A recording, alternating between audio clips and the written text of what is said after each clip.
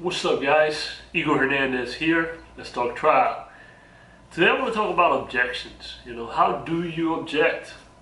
And it's a concept that's pretty simple, pretty straightforward, but you'd be surprised how many lawyers never really learn how to do it, and so they're stuck in court kind of, doing things that are kind of weird, makes them look weird, and it's not very helpful.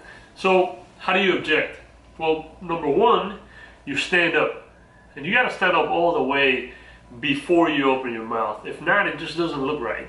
If you're talking as you're standing up, it's just kind of weird, So you stand up and stand up completely straight before you open your mouth. Then, once you're up, you open your mouth and you say the word objection. Now you can follow that up with your honor or whatever, but definitely objection should be the first thing you say. And then you state your legal basis. And it's not like some long recitation of facts, it's your legal basis. Objection, hearsay. Objection, calls for speculation. Objection, leading. Your basis for the objection in the shortest way possible. And a lot of these objections have really one word that you can throw out, which is the legal basis. You're not supposed to say, objection, the witness doesn't know what he's saying because he heard it from somebody else. Number one, that's just stupid. But number two, that's what's called a speaking objection. And in most jurisdictions, that's looked down upon. So state your legal basis in the shortest way possible. And it's important that you state your legal basis. Sometimes you'll be in trial, the other side will get up and say objection. Well, if the judge overrules that, which is just objection, that is not preserved for appeal. The word objection does not preserve anything unless it is followed by the legal basis for the objection. So you got up completely straight, and you said the word objection followed by your legal basis. That's pretty much it. The only other thing you got to remember is but don't sit down or really change your body language or do anything until the objection is ruled upon. Sometimes I see people get up and say objection, hearsay, and then they sit down.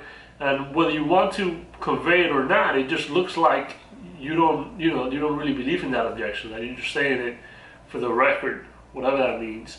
And you just want to throw it out there, which is that's what I think when I see somebody get up, say objection, and then just sit back down before the objection has been ruled upon. So stand up completely straight, say the word objection followed by your legal basis, and then stay standing until the judge has ruled on your objection. And the final thing, or actually second to last thing, don't talk back to the judge or make faces or do any of that other unprofessional stuff that some people like to do. If the judge doesn't agree with your objection, it is what it is. You say objection here, so the judge says overruled, cool, whatever. Don't say anything else, just sit down. And it's fine, okay? And I said second last thing because the very last thing is, and I should have said it in the beginning, when you stand up to object, make sure that you don't stand up too fast, okay? Some people in court, a lot of people in court, when it's time to object, they just shoot up, like a jack in the box. And number one, it's kind of startling, but number two, it just looks like you're worried about something, or maybe you weren't paying attention and you got caught off guard or something like that. It just doesn't look right. Make sure you stand at a decent pace. Make sure you look comfortable and confident as you do so. And make sure that you're not jumping up from your chair. And at the same time, when you're sitting down, don't plop down in your chair, which is also kind of weird and does not convey the right message.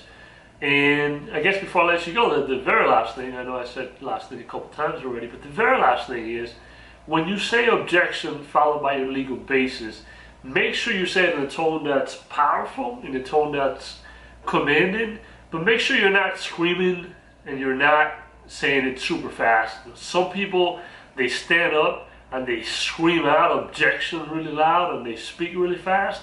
And number one, it conveys the sense that you're not comfortable in your environment.